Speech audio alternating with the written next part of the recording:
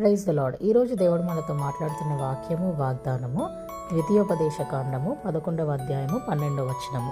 నీ దేవుడైన యెహోవా కనులు సంవత్సరాది మొదలుకొని సంవత్సరముల వరకు ఎల్లప్పుడూ దాని మీద ఉండును. హల్లెలూయా. ఈ సంవత్సరం అంతా మనలను కాచి కాపాడిన దేవుడు మరి వచ్చే సంవత్సరం కూడా ఆ సంవత్సరం అంతా కూడా ఆయన రెక్కల కింద మనలను కాపాడుతాడు. ఎన్ని అవమానాలు వచ్చినా, ఎన్ని నిందలు వచ్చినా, మనుషులు నిన్ను జడ్జ్ చేయొచ్చేమో, నువ్వు దేనికి పనికిరావు అనొచ్చేమో, నువ్వు అన్ఫిట్ అనొచ్చేమో, నువ్వు ఇంకేమో ఎల్లమ్మ పుల్లమ్మ మాటలు మాట్లాడుతున్నావు అనొచ్చేమో, ఎన్నో రకాలుగా నిన్ను బాధ పెట్టొచ్చేమో, కానీ దేవుడు మనలను ఎప్పుడు కూడా హెచ్చించే దేవుడే. నీ పర్పస్ని ఫుల్ఫిల్ చేయకుండా నీ దేవుడు నిన్ను విడిచిపెట్టడు.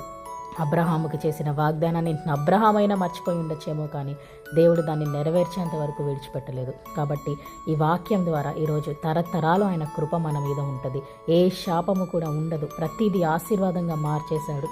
కొన్నిసార్లు నీకు డిలే అవ్వచ్చేమో, కార్యాలు లేట్ అవ్వచ్చేమో, కానీ దేవుడు అద్భుతంగా తన టైం చొప్పున, తన ప్రణాళిక చొప్పున వాటిని నెరవేర్చి నేనున్నాను అని ప్రతి ఒక్కరికి సమాధానముని చూపించే దేవుడు మన దేవుడు. కాబట్టి ఎలాంటి కోపం వచ్చినా, ఏ ఇబ్బంది వచ్చినా, ఏ బాధ వచ్చినా రివెంజ్ ఈజ్ మైన్ అంటున్నాడు. ఆయన చేతిలో నువ్వు అప్పు చెప్పేస్తే దేవుడే చూసుకుంటాడు. అన్ని కార్యాలను నెరవేర్చేగల గొప్ప దేవుడు మన దేవుడు.